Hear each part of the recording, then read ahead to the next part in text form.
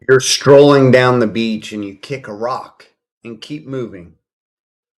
You may have just passed up silver treasure from a 500-year-old Spanish war chest, three Spanish galleons that crashed offshore that nobody told you existed.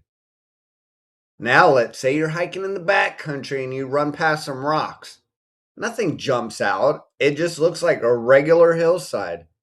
However, what if you just stumbled across a lost silver mine that everyone's been hunting? You're not a rock hound, so why would you know? Do you know what to look for? Do you know what a silver mine looks like? You have to train your eye, and then your eye will find. That gray disc on the museum shelf is silver. Not the shiny silver you're picturing. Not a gleaming coin with a king's profile. A flat, rough, dark gray disc, about the size of a dinner plate. Irregular edges. Weighs close to 30 pounds. Looks exactly like a piece of broken slate. That is what Spanish silver looks like after 470 years on the ocean floor. The Corpus Christi Museum of Science and History has several of them, pulled from three ships that sank off Padre Island in 1554. The largest disc in that display is bigger than most dinner plates. Nobody walking past it on a beach would stop to pick it up. That is the whole problem, and the whole opportunity.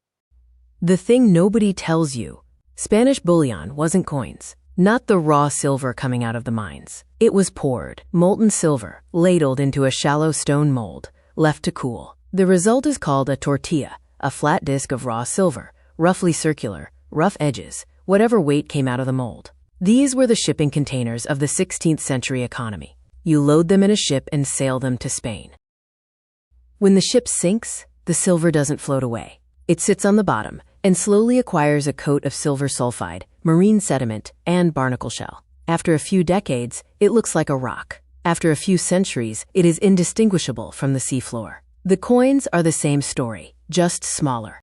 Spanish cob coins, macuquinas, were hand-cut chunks of silver, roughly the correct weight, stamped with a die. They were never perfectly round. After 470 years underwater, they are black, matte, small, and irregular. They look like a dark pebble with a faint cross pattern if you hold them in direct sunlight and look carefully.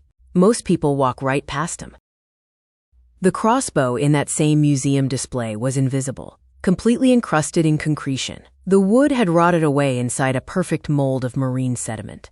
Archaeologists injected casting material into the void and pulled out the exact shape of a crossbow. The ocean had preserved the form of an object, while the object itself disappeared. Gold is different. Gold never corrodes.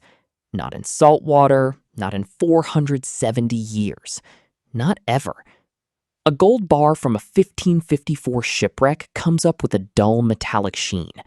Still gold. The small gold bars in that same display case, surprisingly thin, surprisingly small, would still read as metal if you found them. Gold is chemically immortal. Everything else disguises itself. What a silver mine looks like from the outside. You're not looking for a hole in the ground with a sign. You're looking for what geologists call a gossan, an iron hat. When a silver-bearing sulfide deposit sits near the surface and weathers over centuries, the iron oxidizes and bleeds outward, leaving a stain on the rock face. Red, orange, yellow, like someone streaked the hillside in rust. Every experienced Spanish minero knew rusty hillside means sulfides below. Sulfides means silver. Look closer at the stained rock, and you find galena, lead ore, which almost always carries silver. It is unmistakable once you've seen it. Heavier than it looks, dramatically heavier. Pick up a piece and your hand drops. Gray and metallic, fresh faces are mirror bright. Breaks into perfect cubes. Cubic cleavage is diagnostic. Tarnishes dark gray black on exposed surfaces. Chips of it erode downslope from the source vein and scatter across the hillside below. If you find galena on a Texas hillside, you are in range of silver. A Spanish mine site leaves evidence that survives 400 years. A rastra, a circular grinding floor 10 to 20 feet across with a center post hole. A heavy dragstone was pulled around the circle by mules to crush ore. The grinding groove in flat rock is permanent. These still exist at dozens of Southwest sites. Adit openings, horizontal tunnel mouths cut into hillsides following a vein. Usually only 4 to 5 feet tall. Probably collapsed, but the depression and the waste rock dumped outside the entrance remains. Tailings piles, the waste rock heaped outside the mine. The Spanish only processed high-grade ore and threw the rest away. Rockhounds find galena and silver minerals in Spanish tailings today. Slag and charcoal, glassy black waste from smelting and charcoal pits from the smelting fires. Find these and you have found a processing site, proof someone was working ore here. The Spanish were in these hills. They left evidence. It is still there. The lost ones. Here is what we know is still out there. Documented, located on a map, unrecovered. Texas, New Mexico, Arizona. Texas. The San Saba Los Almagres mine near Menard is the most researched lost mine in Texas. The Lipan Apache knew it for generations before any European arrived. The Spanish sent military expeditions to find it and defend it. Jim Bowie hunted it obsessively and nearly died for it at Calf Creek in 1831. The Presidio San Saba ruins stand in Menard today, publicly accessible. The mine itself has never been conclusively located. The lost Padre mine in the El Paso area?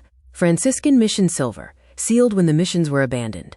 Franklin Mountain State Park borders the search area. Then there is Sublet's mine in Big Bend. Placer gold and silver described by a dying man, never relocated. Big Bend National Park covers the surrounding country. New Mexico. Victorio Peak is potentially the largest single treasure cache in North American history. Gold bars, Spanish colonial artifacts, and a reported Apache treasury hidden in a cave system in the San Andreas Mountains. The United States military controls the land as White Sands Missile Range. Civilian access has been denied since the 1950s, despite decades of legal challenges. The missile range sits directly on the reported location.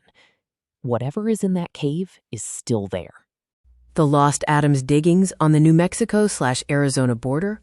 A placer gold canyon described as a floor paved with nuggets, found once in the 1860s, and never found again, despite 150 years of serious searching. Apache Sitgreaves National Forest and Gila National Forest cover the search area. Multiple professional expeditions failed to relocate it. Arizona. Colossal Cave near Tucson. A Wells Fargo train robbery gang hid their silver inside the cave in 1884, were captured before they could retrieve it, and the silver was never recovered. You can tour the cave today. The silver is presumably still somewhere in those passages. These are the ones that made it into written records. The ones where someone told a story before they died. There are others that died with their finders. Find them yourself. TrekForFree.com has mapped these historic mine sites, GPS coordinates, mineral type, development status, and access information for real mine sites on public land across the American Southwest. Most of what is on that map has never been seriously searched by anyone with modern equipment. It was recorded. The story did not end there. If you find something on federal public land, look freely. Collect surface specimens for personal use. Do not excavate or disturb any site older than 50 years. The Archaeological Resources Protection Act makes that a federal crime with serious penalties. On Padre Island National Seashore after a storm, photograph everything in place before touching it. Report finds to the National Park Service. Texas owns all submerged cultural resources in state waters. Reporting puts your name in the official record. The treasure hunter who reports a find gets their name attached to history. The one who pockets it gets a federal charge. And honestly, A silver disc with documentation and a discoverer on record is a piece of history. A silver disc in your garage is just a rock nobody can explain. I hope you enjoyed this episode of Trek for Free Adventure Stories. If this sounds like your kind of expedition, give us a thumbs up, subscribe so you can catch the next one. In the spirit of adventurers of yesteryear and the storytelling legends of Louis L'Amour, I hope we find a place in your travels. See you on the road. Until next time, adios.